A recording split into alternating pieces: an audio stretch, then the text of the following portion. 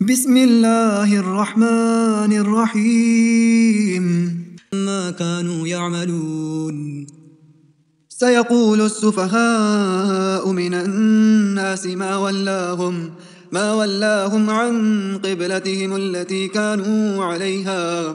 قل لله المشرق والمغرب يهدي من يشاء إلى صراط مستقيم. وكذلك جعلناكم أمة وسطا لتكونوا شهداء على الناس ويكون الرسول عليكم شهيدا. وما جعلنا القبلة التي كنت عليها إلا لنعلم من يتبع الرسول ممن ينقلب على عقبيه، وإن كانت لكبيرة إلا على الذين هدى الله. وما كان الله ليضيع إيمانكم إن الله بالناس لرؤوف رحيم. قد نرى تقلب وجهك في السماء فلنولينك قبلة ترضاها، فول وجهك شطر المسجد الحرام، وحيث ما كنتم فولوا وجوهكم شطره. وإن الذين أوتوا الكتاب ليعلمون أنه الحق من ربهم، وما الله بغافل عما يعملون. ولئن أتيت الذين أوتوا الكتاب بكل آية ما تبعوا قبلتك، وما أنت بتابع قبلتهم، وما بعضهم بتابع قبلة بعض. ولئن اتبعت أهواءهم من بعد ما جاءك من العلم إنك إذا لمن الظالمين. الذين آتيناهم الكتاب يعرفونه كما يعرفون أبناءهم، وإن فريقا منهم ليكتمون الحق وهم يعلمون. الحق من ربك فلا تكونن من الممترين. ولكل وجهة هو موليها فاستبقوا الخيرات أينما تكونوا يأتي بكم الله جميعا إن الله على كل شيء قدير. ومن حيث خرجت فول وجهك شطر المسجد الحرام وإنه للحق من ربك، وما الله بغافل عما تعملون. ومن حيث خرجت فول وجهك شطر المسجد الحرام وحيث ما كنتم فولوا وجوهكم شطره، لئلا يكون للناس عليكم حجة إلا الذين ظلموا منهم، فلا تخشوهم واخشوني ولأتم نعمتي عليكم ولعلكم تهتدون. كما أرسلنا فيكم رسولا منكم يتلو عليكم آياتنا ويزكيكم ويعلمكم الكتاب والحكمة ويعلمكم ما لم تكونوا تعلمون. فاذكروني أذكركم واشكروا لي ولا تكفرون. يا أيها الذين آمنوا استعينوا بالصبر والصلاة إن الله مع الصابرين. ولا تقولوا لمن يقتل في سبيل الله أموات بل أحياء ولكن لا تشعرون. ولنبلونكم بشيء من الخوف والجوع ونقص من الأموال والأنفس والثمرات وبشر الصابرين الذين إذا أصابتهم مصيبة قالوا إنا لله وإنا إليه راجعون. أولئك عليهم صلوات من ربهم ورحمة وأولئك هم المهتدون. إن الصفا والمروة من شعائر الله فمن حج البيت أو اعتمر فلا جناح عليه أن يطوف بهما ومن تطوع خيرا فإن الله شاكر عليم. إن الذين يكتمون ما أنزلنا من البينات والهدى من بعد ما بيناه للناس في الكتاب أولئك يلعنهم الله ويلعنهم اللاعنون. إلا الذين تابوا وأصلحوا وبينوا فأولئك أتوب عليهم وأنا التواب الرحيم. إن الذين كفروا وماتوا وهم كفار أولئك عليهم لعنة الله والملائكة والناس أجمعين خالدين فيها لا يخفف عنهم العذاب ولا هم ينظرون. وإلهكم إله واحد لا إله إلا هو الرحمن الرحيم. إن في خلق السماوات والأرض واختلاف الليل والنهار والفلك التي تجري في البحر بما ينفع الناس وما أنزل الله من السماء من ماء فأحيا به الأرض بعد موتها وبث فيها من كل دابة وتصريف الرياح والسحاب المسخر بين السماء والأرض لآيات لقوم يعقلون. ومن الناس من يتخذ من دون الله أندادا يحبونهم كحب الله والذين آمنوا أشد حبا لله. ولو يرى الذين ظلموا إذ يرون العذاب أن القوة لله جميعا وأن الله شديد العذاب. إذ تبرأ الذين اتبعوا من الذين اتبعوا ورأوا العذاب وتقطعت بهم الأسباب. وقال الذين اتبعوا لو أن لنا كرة فنتبرأ منهم كما تبرأوا منا كذلك يريهم الله أعمالهم حسرات عليهم وما هم بخارجين من النار. يا أيها الناس كلوا مما في الأرض حلالا طيبا ولا تتبعوا خطوات الشيطان إنه لكم عدو مبين. إنما يأمركم بالسوء والفحشاء وأن تقولوا على الله ما لا تعلمون. وإذا قيل لهم اتبعوا ما أنزل الله قالوا بل نتبع ما ألفينا عليه آباءنا أولو كان آباؤهم لا يعقلون شيئا ولا يهتدون. ومثل الذين كفروا كمثل الذي ينعق بما لا يسمع إلا دعاء ونداء صم بكم عمي فهم لا يعقلون. يا أيها الذين آمنوا كلوا من طيبات ما رزقناكم واشكروا لله إن كنتم إياه تعبدون. إنما حرم عليكم الميتة والدم ولحم الخنزير وما أهل به لغير الله فمن اضطر غير باغ ولا عاد فلا إثم عليه إن الله غفور رحيم. إن الذين يكتمون ما أنزل الله من الكتاب ويشترون به ثمنا قليلا أولئك ما يأكلون في بطونهم إلا النار ولا يكلمهم الله يوم القيامة ولا يزكيهم ولهم عذاب أليم. أولئك الذين اشتروا الضلالة بالهدى والعذاب بالمغفرة فما أصبرهم على النار ذلك بأن الله نزل الكتاب بالحق وإن الذين اختلفوا في الكتاب لفي شقاق بعيد.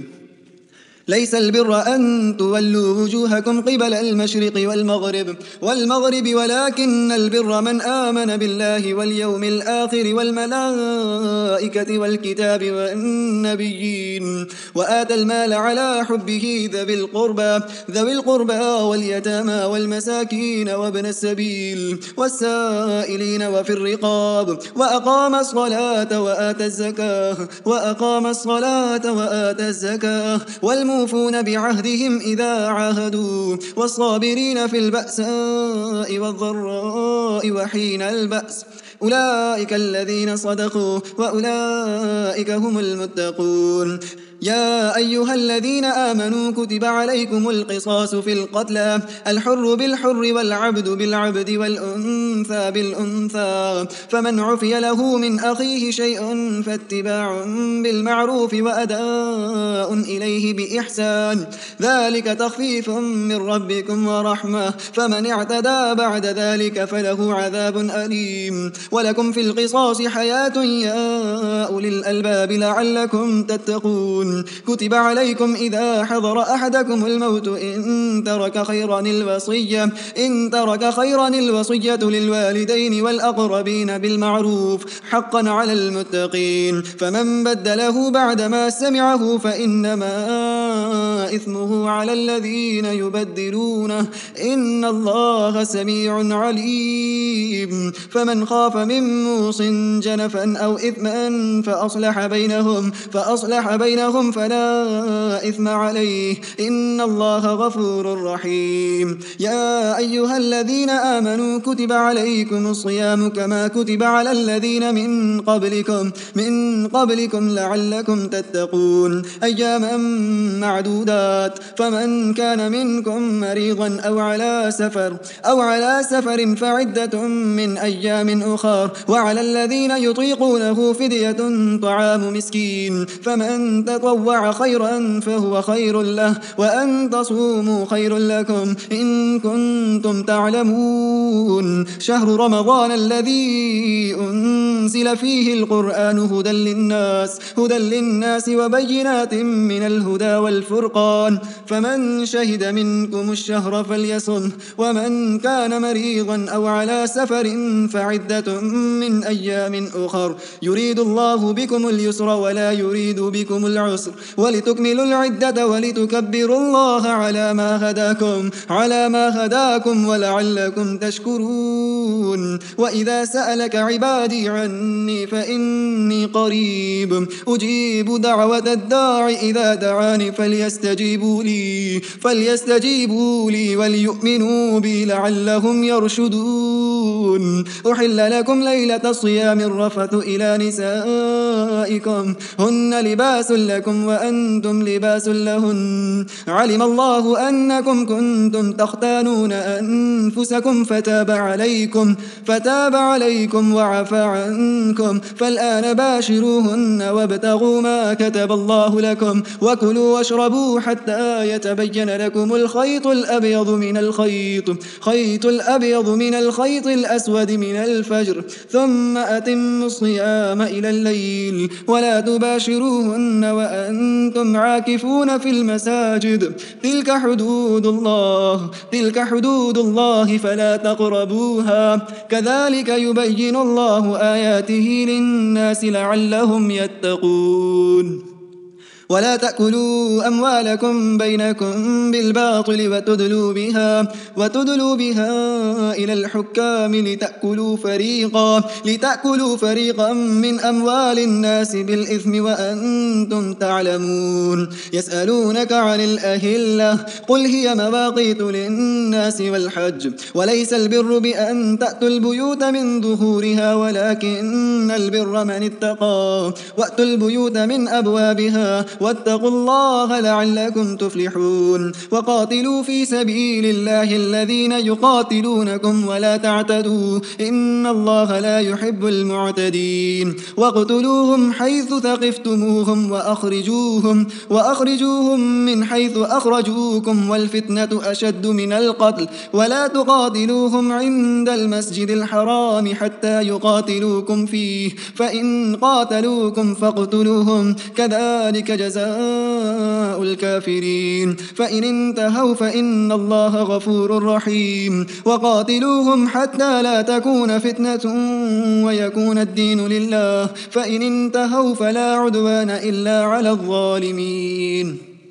الشهر الحرام بالشهر الحرام والحرمات قصاص، فمن اعتدى عليكم فاعتدوا عليه بمثل ما اعتدى عليكم، واتقوا الله واعلموا أن الله مع المتقين. وأنفقوا في سبيل الله ولا تلقوا بأيديكم إلى التهلكة وأحسنوا إن الله يحب المحسنين. وأتموا الحج والعمرة لله، فإن أحصرتم فما استيسر من الهدي، ولا تحلقوا رؤوسكم حتى يبلغ الهدي محله، فمن كان منكم مريضا أو به أذى من رأسه ففدية من صيام أو صدقة أو نسك، فإذا أمنتم فمن تمتع بالعمرة إلى الحج فما استيسر من الهدي، فمن لم يجد فصيام 3 أيام في الحج و7 إذا رجعتم، تلك 10 كاملة، ذلك لمن لم يكن أهله حاضر المسجد الحرام. واتقوا الله واعلموا أن الله شديد العقاب. الحج أشهر معلومات، فمن فرض فيهن الحج فلا رفث ولا فسوق ولا جدال في الحج، وما تفعلوا من خير يعلمه الله، وتزودوا فإن خير الزاد التقوى، واتقون يا أولي الألباب. ليس عليكم جناح أن تبتغوا فضلا من ربكم، فإذا أفضتم من عرفات فاذكروا الله عند المشعر الحرام، واذكروه كما هداكم وإن كنتم من قبله لمن الضالين. ثم أفيضوا من حيث أفاض الناس واستغفروا الله إن الله غفور رحيم. فإذا قضيتم مناسككم فاذكروا الله كذكركم آباءكم أو أشد ذكرا، فمن الناس من يقول ربنا آتنا في الدنيا وما له في الآخرة من خلاق، ومنهم من يقول ربنا آتنا في الدنيا حسنة وفي الآخرة حسنة وقنا عذاب النار. أولئك لهم نصيب مما كسبوا والله سريع الحساب. واذكروا الله في أيام معدودات، فمن تعجل في يومين فلا إثم عليه، ومن تأخر فلا إثم عليه لمن اتقاه. واتقوا الله واعلموا أنكم إليه تحشرون.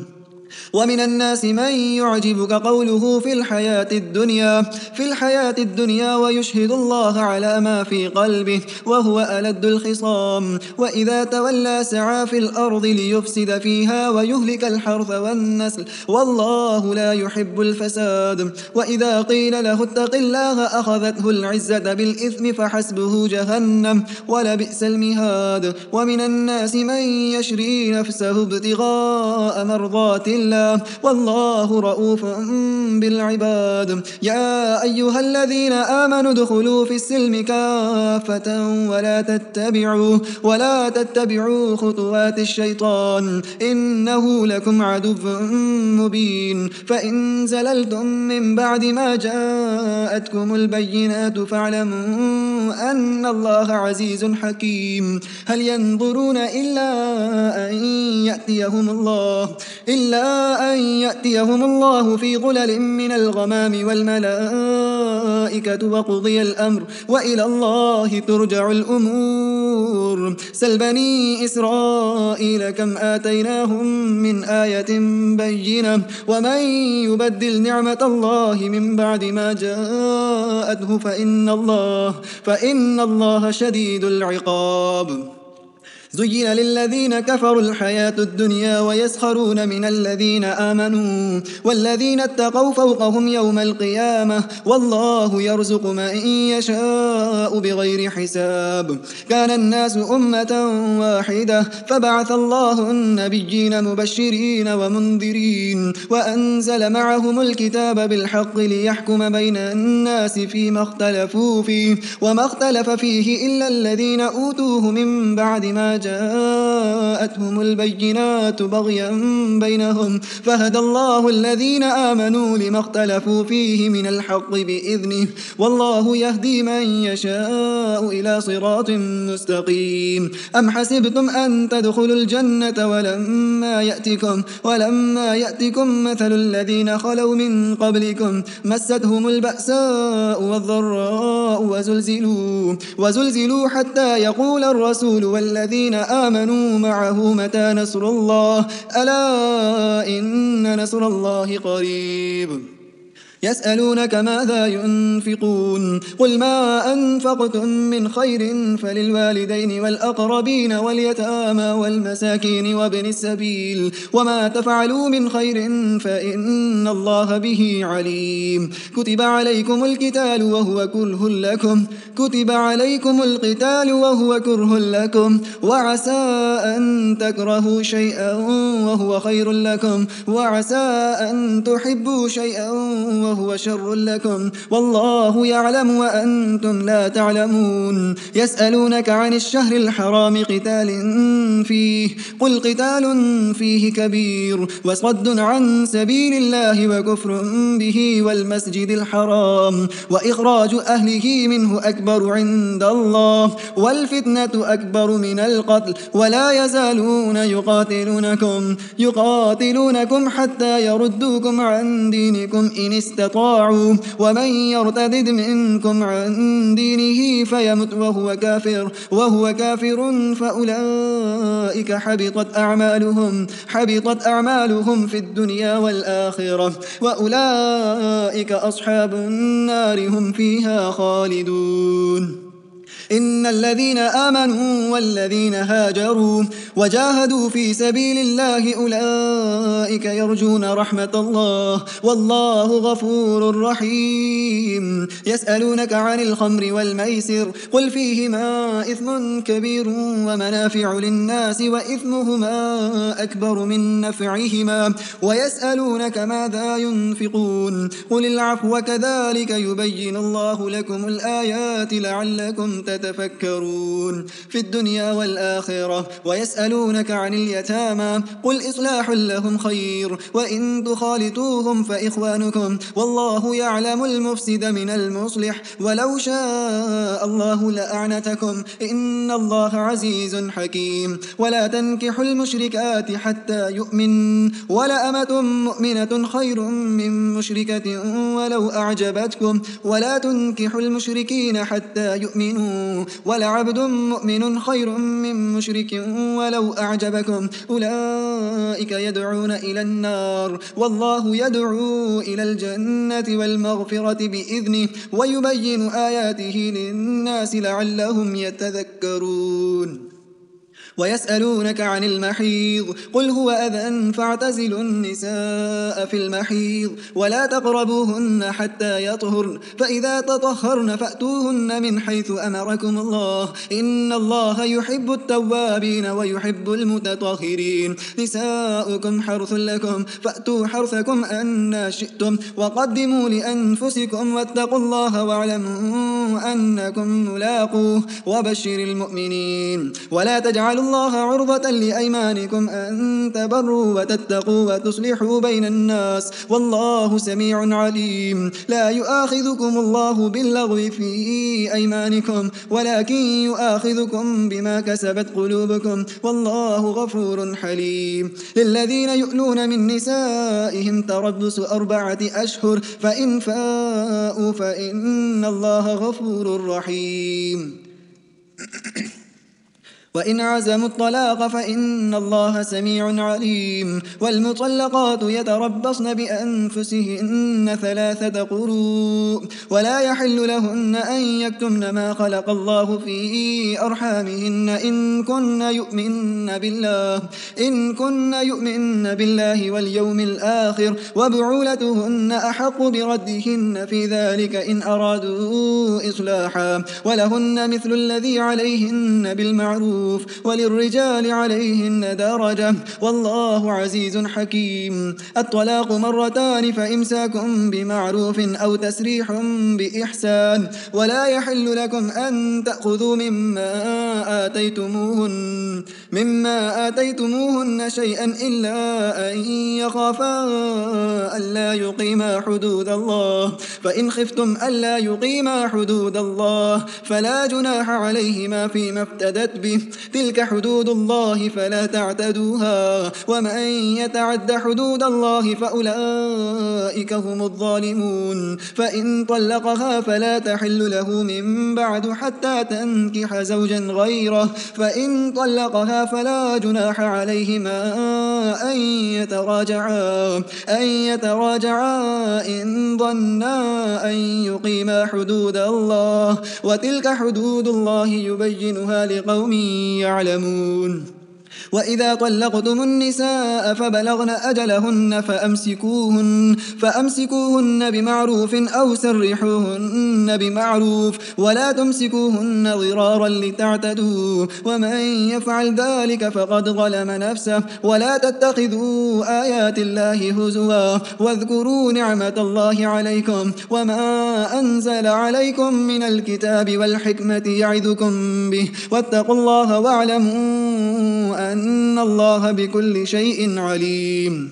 وإذا طلقتم النساء فبلغن أجلهن فلا تعذلوهن أن ينكحن أزواجهن إذا تراضوا بينهم بالمعروف ذلك يوعظ به من كان منكم يؤمن بالله واليوم الآخر ذلكم أزكى لكم وأطهر والله يعلم وأنتم لا تعلمون. والوالدات يرضعن أولادهن حولين كاملين لمن أراد أن يتم الرضاعة وعلى المولود له رزقهن وكسوتهن بالمعروف لا تكلف نفس إلا وسعها لا تضار والدة بولدها ولا مولود له بولده وعلى الوارث مثل ذلك فإن أرادا فصالا عن تراض منهما وتشاور فلا جناح عليهما. وإن أردتم أن تسترضعوا أولادكم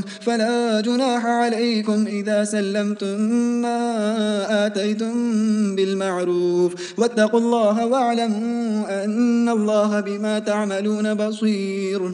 والذين يتوفون منكم ويذرون أزواجا يتربصن بأنفسهن 4 أشهر وعشرا فإذا بلغن أجلهن فلا جناح عليكم فيما فعلن في أنفسهن بالمعروف والله بما تعملون خبير.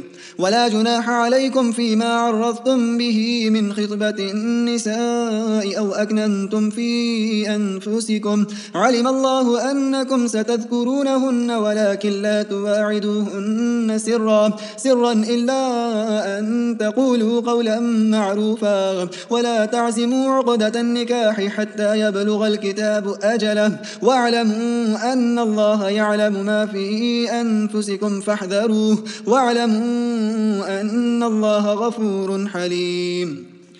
لا جناح عليكم إن طلقتم النساء ما لم تمسوهن أو تفرضوا لهن فريضة ومتعوهن على الموسع قدره وعلى المقتر قدره متاعا بالمعروف حقا على المحسنين. وإن طلقتموهن من قبل أن تمسوهن وقد فرضتم لهن فريضة فنصف ما فرضتم إلا أن يعفون أو يعفو الذي بيده عقدة النكاح وأن تعفوا أقرب للتقوى ولا تنسوا الفضل بينكم إن الله بما تعملون بصير. حافظوا على الصلوات والصلاة الوسطى وقوموا لله قانتين. فإن خفتم فرجالا أو ركبانا فإذا أمنتم فاذكروا الله كما علمكم ما لم تكونوا تعلمون. والذين يتوفون منكم ويذرون أزواجا وصية لأزواجهم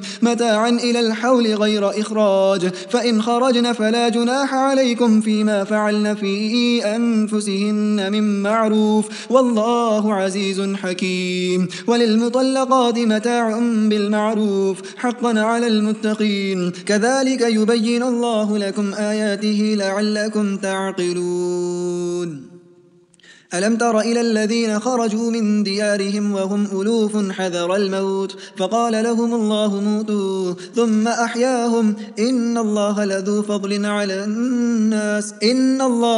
فضل على الناس ولكن أكثر الناس لا يشكرون. وقاتلوا في سبيل الله واعلموا أن الله سميع عليم. من ذا الذي يقرض الله قرضا حسنا فيضاعفه له أضعافا كثيرة، والله يقبض ويبسط وإليه ترجعون.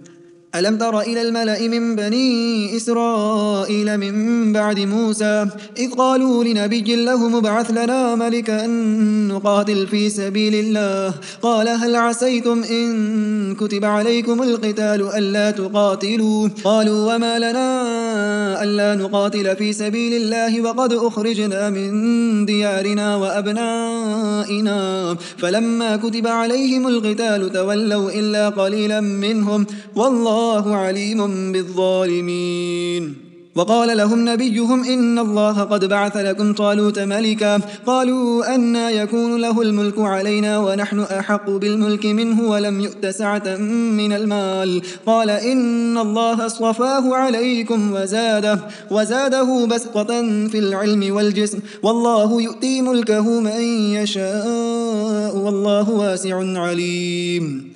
وقال لهم نبيهم إن آية ملكه أن يأتيكم التابوت فيه سكينة من ربكم وبقية مما ترك آل موسى وآل هارون تحمله الملائكة، إن في ذلك لآية لكم إن كنتم مؤمنين. فلما فصل طالوت بالجنود قال إن الله مبتليكم بنهر، فمن شرب منه فليس مني ومن لم يطعمه فإنه مني إلا من اغترف غرفة بيده، فشربوا منه إلا قليلا منهم، فلما جاوزه هو والذين آمنوا معه قالوا لا طاقة لنا اليوم بجالوت وجنوده. قال الذين يظنون أنهم ملاقوا الله كم من فئة قليلة غلبت فئة كثيرة بإذن الله والله مع الصابرين.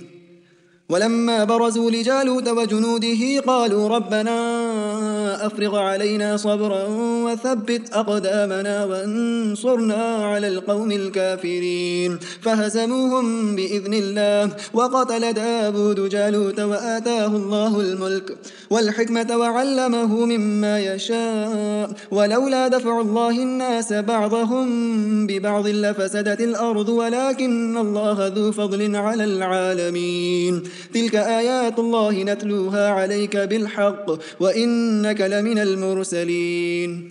تلك الرسل فضلنا بعضهم على بعض، منهم من كلم الله ورفع بعضهم درجات، وآتينا عيسى ابن مريم البينات وأيدناه بروح القدس، ولو شاء الله ما اقتتل الذين من بعدهم من بعد ما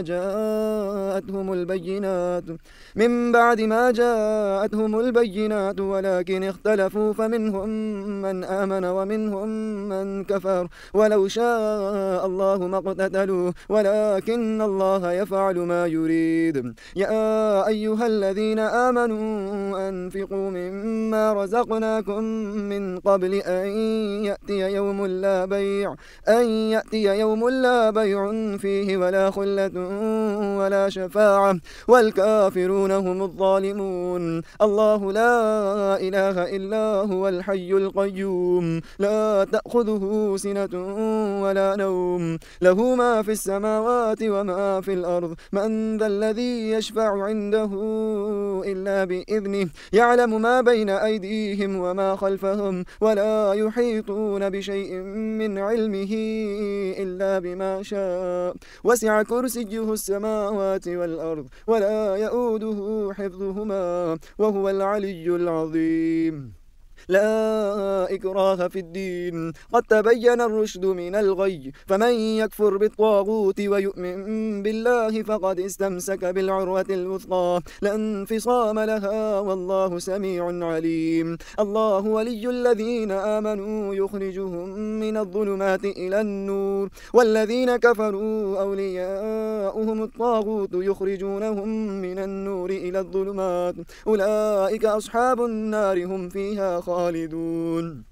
ألم تر إلى الذي حاج إبراهيم في ربه أن آتاه الله الملك إذ قال إبراهيم ربي الذي يحيي ويميت قال أنا أحيي وأميت قال إبراهيم فإن الله يأتي بالشمس من المشرق فأت بها من المغرب فبهت الذي كفر والله لا يهدي القوم الظالمين. أو كالذي مر على قرية وهي خاوية على عروشها قال أنى يحيي هذه الله بعد موتها فأماته الله 100 عام ثم بعثه قال كم لبثت قال لبثت يوما أو بعض يوم قال بل لبثت 100 عام فانظر إلى طعامك وشرابك لم يتسنه وانظر إلى حمارك ولنجعلك آية للناس وانظر إلى العظام كيف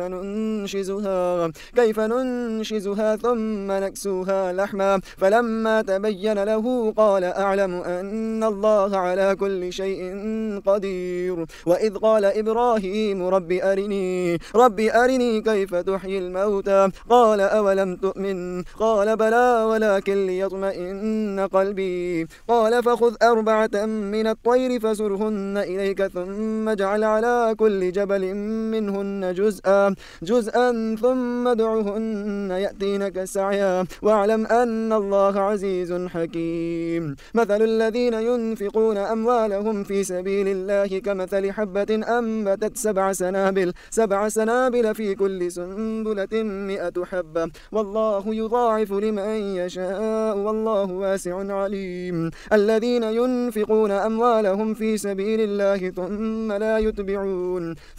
لا يتبعون ما أنفقوا منا ولا أذى لهم أجرهم عند ربهم ولا خوف عليهم ولا هم يحزنون. قول معروف ومغفرة خير من صدقة يتبعها أذى والله غني حليم. يا أيها الذين آمنوا لا تبطلوا صدقاتكم بالمن والأذى كالذي ينفق ماله رئاء الناس ولا يؤمن بالله واليوم الآخر. يا أيها الذين آمنوا لا تبطلوا صدقاتكم بالمن والأذى كالذي ينفق ماله رئاء الناس ولا يؤمن بالله واليوم الآخر فمثله كمثل صفوان عليه تراب فأصابه وابل فتركه صلدا لا يقدرون على شيء مما كسبوا والله لا يهدي القوم الكافرين. ومثل الذين ينفقون أموالهم ابتغاء مرضات الله وتثبيتا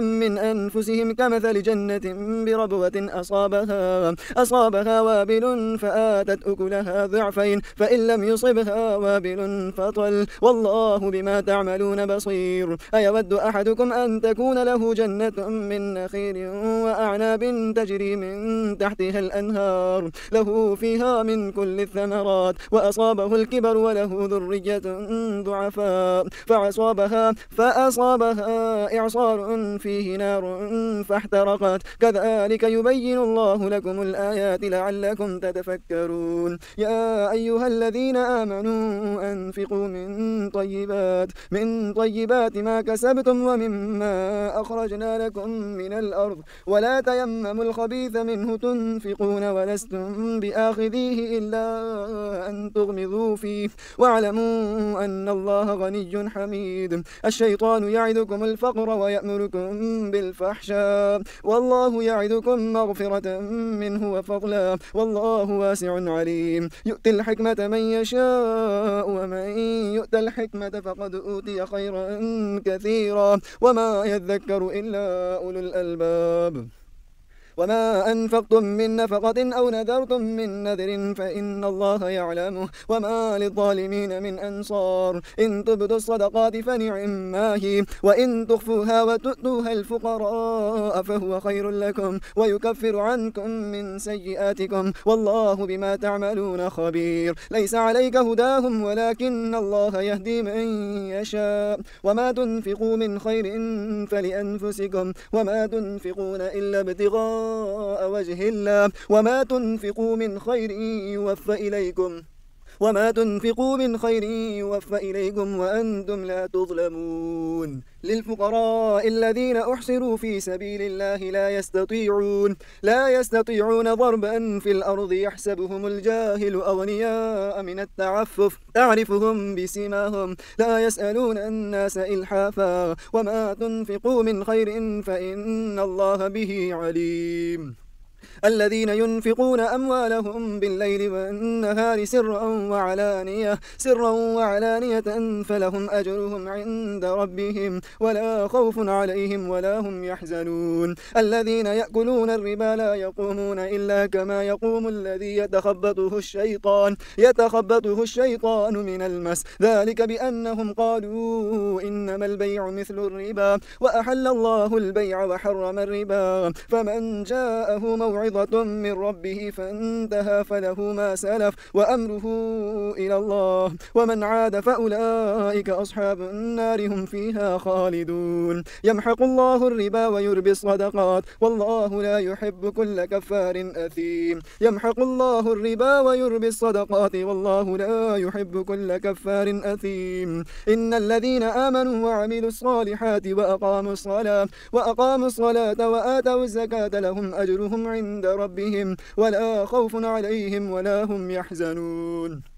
يا أيها الذين آمنوا اتقوا الله وذروا ما بقي من الربا إن كنتم مؤمنين فإن لم تفعلوا فأذنوا بحرب من الله ورسوله وإن تبتم فلكم رؤوس أموالكم لا تظلمون ولا تظلمون. وإن كان ذو عسرة فنظرة إلى ميسرة وأن تصدقوا خير لكم إن كنتم تعلمون. واتقوا يوما ترجعون فيه إلى الله ثم توفى كل نفس ما كسبت وهم لا يظلمون. يا أيها الذين آمنوا إذا تداينتم بدين إلى أجل مسمى فاكتبوه وليكتب بينكم كاتب بالعدل ولا يأب كاتب أن يكتب كما علمه الله فليكتب وليملل الذي عليه الحق وليتق الله ربه ولا يبخس منه شيئا فإن كان الذي عليه الحق سفيها أو ضعيفا أو لا يستطيع أن يمل هو فليملل وليه بالعدل واستشهدوا شهيدين من رجالكم فإن لم يكونا رجلين فرجل وامرأتان ممن ترضون من الشهداء أن تضل إحداهما فتذكر إحداهما الأخرى ولا يأبى الشهداء إذا ما دعوا ولا تسأموا أن تكتبوا صغيرا أو كبيرا إلى أجله ولا يأبى الشهداء إذا ما دعوا ولا تسأموا أن تكتبوه صغيرا أو كبيرا إلى أجله ذلكم أقسط عند الله وأقوم للشهادة وأدنى ألا ترتابوا إلا أن تكون تجارة حاضرة تديرونها بينكم فليس عليكم جناح ألا تكتبوها وأشهدوا إذا تبايعتم ولا يضار كاتب ولا شهيد وإن تفعلوا فإنه فسوق بكم واتقوا الله ويعلمكم الله والله بكل شيء عليم. وإن وإن كنتم على سفر ولم تجدوا كاتبا فرهان مقبوضة، فإن أمن بعضكم بعضا فليؤدي الذي اؤتمن أمانته وليتق الله ربه ولا تكتموا الشهادة ومن يكتمها فإنه آثم قلبه والله بما تعملون عليم. لله ما في السماوات وما في الأرض، وإن تبدوا ما في أنفسكم أو تخفوه يحاسبكم به الله فيغفر لمن يشاء ويعذب من يشاء والله على كل شيء قدير. آمن الرسول بما أنزل إليه من ربه والمؤمنون كل آمن بالله وملائكته وكتبه ورسله لا نفرق بين أحد من رسله وقالوا